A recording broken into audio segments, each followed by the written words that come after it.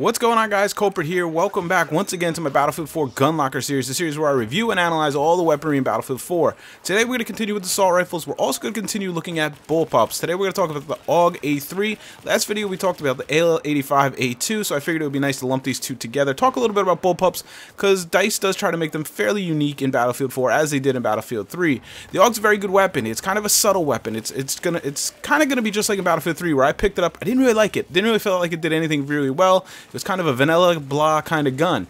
But as I used it more and more in Battlefield 3, you start to appreciate its uniqueness in certain areas that kind of give you an edge, and it's much the same in Battlefield 4. Just like with the A3, bullpups in general get a mobility buff in Battlefield 4.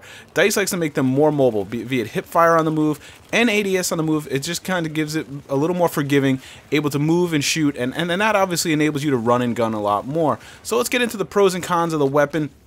The pros for the AUG A3 is, first of all, a decent rate of fire at 700 rounds per minute. It's not elite, as we know, with the AEK, the H23s, the L85s, the ACWRs, all these, but it's good enough. It's right in there with the acceptable range for a run and gun. You start dropping below 700, you're going to want to start playing more of a standoff role and kind of cover-to-cover defensive medium range thing. But the 700 RPMs gets the job done, should be good enough for you. It has very good muzzle velocity. It shoots like a laser. What does this mean, high muzzle velocity? Basically, you don't have to lead a target that's running. Think of a target running right to left on your screen. You don't have to lead him as far. You can almost aim right at him, maybe just at the front of his silhouette, and you're still going to hit the center mass and take the guy down. Makes it much more easy to hit those medium range targets.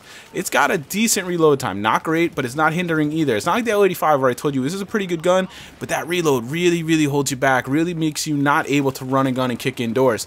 The AUG A3, while I don't recommend you kick indoors with it, has a decent reload time, especially that partially filled magazine. It's right up there. It's pretty competitive. It's just a notch down from like the ACE-23 or the 416.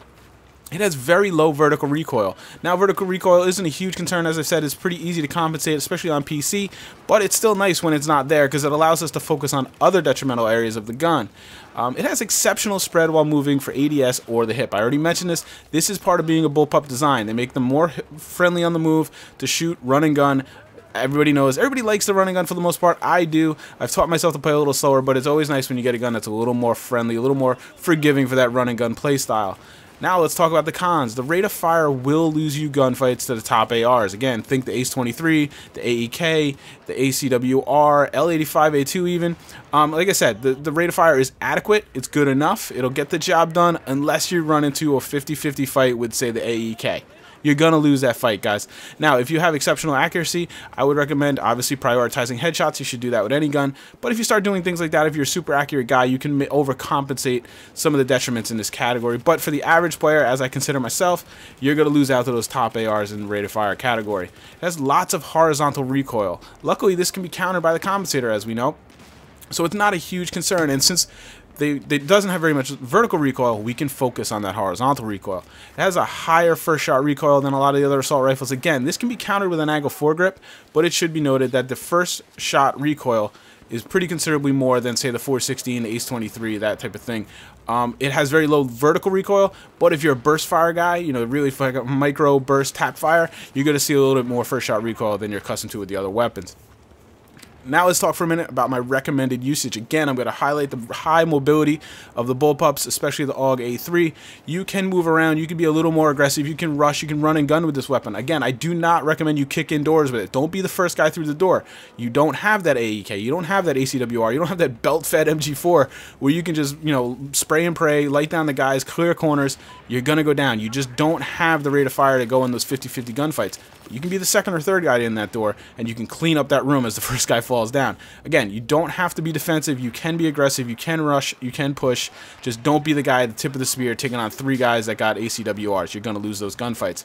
The high muzzle velocity makes it good for medium ranges as well. Like I mentioned, you can be behind cover. You're going to have a little more added accuracy because you don't have to lead targets. You don't have to guess on where that target's going to go quite as much. It might seem like a little deal, but you'll notice it as you load out this gun properly and you start trying to pick people off in medium ranges. It's super accurate. With that said, I've kind of hinted this a little bit. Let's talk about the recommended attaches for the AUG A3. For the optic, any RDS is fine, as well as hollow sights. I prefer the Coyote, Cobra, or HD33 just because of the low profile. I think this is pretty standard across the board. Some people might get away with an ACOG or something like that. I don't recommend those. I don't like them. I don't think the maps really call for them very much in Battlefield 4, so I stick to the RDS at a hollow. Typically for myself, it's Coyote, Cobra, or HD33. Barrel, the compensator, I use that absolutely to curb the large horizontal recoil. This has considerably more horizontal recoil than the other ARs that you're thinking of. It can be quickly countered with a compensator. Now understand, there is a detriment to using a compensator. You got to increase that spread at range a little bit. So if you can master this gun without a compensator or a muzzle brake, obviously you're much better off. But to the average player, once again, I would recommend you trying the compensator. Take it off every now and then. As you get more used to the gun, perhaps you can do without, and you'll be better off for it. Note, while the AUG A3 does perform well with a suppressor, think TDM, Domination, where those are really kind of at a premium, I don't recommend it for the AUG A3 because basically what you're doing is you're nerfing one of the strengths of this gun. One of the strengths of this gun is that high muzzle velocity. And if you don't know, when you put a suppressor on a weapon, it kills that muzzle velocity down to about 300. I believe the AUG A3 is about at 670. Most other assault rifles are about 620. So this is the strength of the AUG. So if you're going to slap a suppressor on it, you're kind of removing a lot of the power, a lot of the strengths of the AUG. If you're going to go suppressor, you feel like you need a suppressor, I would almost recommend you picking another gun because you're kind of neutering the AUG. Just as a note, again, I understand that some situations call for it. Temporary attachment, no problem. But as far as your standard loadout for the AUG, I wouldn't recommend you having a suppressor on it. Underbarrel, this way I favor the angled foregrip again for that first shot recoil, which is a little more than average. It really curbs it, really makes you even more accurate at first medium range, burst firing, tap firing. It's going to help you in that regard. Again, with a high muzzle velocity, very low vertical recoil, this thing can be a medium range monster, and then you don't have to worry so much about your little bit of lack of rounds per minute rate of fire. Ergo's not really needed. Again, it might be a good one if you're really being aggressive, but this gun's already very friendly in run and gun, high mobility situations, as I've mentioned multiple times. Ergo's just going to buff that further. I'd rather use this slot to kind of compensate for something that this gun is not quite that good at. Stubby vertical grip are not bad choices, but the angled foregrip just seems to fit the gun a little bit better to me.